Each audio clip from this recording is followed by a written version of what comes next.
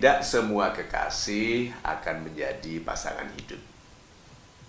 Itu dalil, sudah jangan ditolak lagi, bahwa tidak semua kekasih akan menjadi pasangan hidup. Nah, orang yang menolak itu tipe-tipe yang stres, menderita. Kalau putus sakit hatinya, gitu, menendam kepada kehidupan, gitu, lalu membenci semua laki-laki. Bahkan bertanya kepada saya, Pak Mario, kenapa semua laki-laki itu penipu? Nah, saya jawabnya kan harus membela kaum laki-laki, saya laki-laki. Oke, nah, pelajarannya apa? Dari kalimat sederhana bahwa tidak semua kekasih akan menjadi belahan jiwa, jadi pasangan hidup, adalah putus itu wajar. Terus kata-kata gini, enak Pak Mario, nggak ngalami, gitu kan? Putus, siapa bilang saya nggak pernah ngalami putus, gitu kan? Saya memang nggak pernah ditolak, gitu. Saya hanya diabaikan, tetapi kan diabaikan itu lebih jelek daripada putus, gitu. Baru mulai berharapan saja sudah diabaikan. Nah,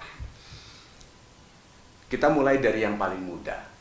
Jadi mulai dari naksir-naksir saja sampai yang istilahnya pacar. Pacar itu berarti sudah ada pernyataan, ada statement of intent, ada pernyataan niat untuk hanya berfokus pada satu orang. Itu pacar yang sebetulnya. Jadi yang istilah orang-orang yang halal gitu, caranya seperti apa, yang amanah, yaitu hanya ungkapan niat lalu saling memperhatikan. Itu yang sebetulnya pacaran, saling memperhatikan untuk melihat apakah ada kesesuaian mental, sikap, perilaku dengan kita, dengan saya nanti. Kemudian menjadi kekasih, itu lebih senior, lebih dewasa, yang sudah tidak alay-alayan, tidak lebay-lebayan, tapi bicaranya sudah mulai tentang kita nanti tinggal di mana, kita mau bangun rumah seperti apa, gitu. Anak-anak nanti sekolahnya seperti apa, konsepnya tentang pendidikan keluarga anak-anak itu sudah lebih jelas. Kemudian bertunangan, sudah resmi, itu sebetulnya bertunangan tidak diperlukan, karena kalau memang sudah serius dari kekasih ya sudah menikah saja. Saya tidak mengerti dari mana budaya ini datang, tetapi ada pertunangan gitu, semi menikah tapi belum menikah, gitu kan. Jadi itu sebetulnya statement of intent yang diumumkan dengan sebuah pesta, yaitu pernyataan niat diumumkan dengan pesta, itu namanya tunangan, tapi belum menikah, belum halal sebagai suami istri. Nah, dalam proses mulai dari naksir sampai akhirnya menikah, yang menikah saja tolong diingat ada yang berpisah. Berarti kemungkinan berpisah itu ada, wajar dan logis.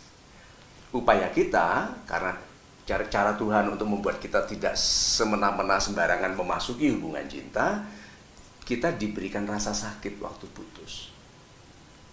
Sehingga kita tidak mudah untuk bilang, oke, aku komit mau mencintaimu, lalu kamu mencintaiku, karena takutnya di dalam hubungan itu, kalau terpisah sakit. Seperti menikah, kalau terpisah sakit. Jadi semakin serius hubungan cinta, sakitnya semakin dalam. Itu sebabnya semakin serius sebuah hubungan cinta, semakin mereka berupaya tidak putus, tidak berpisah. Jadi kalau kita itu putusnya dalam masa pacaran, syukuri.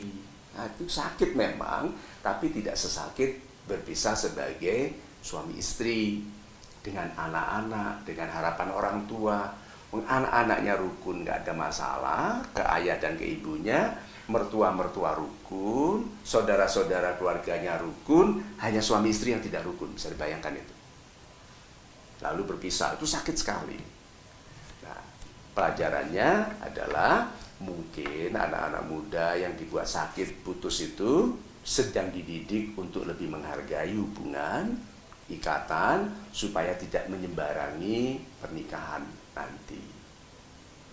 Jadi lebih baik putus di awal.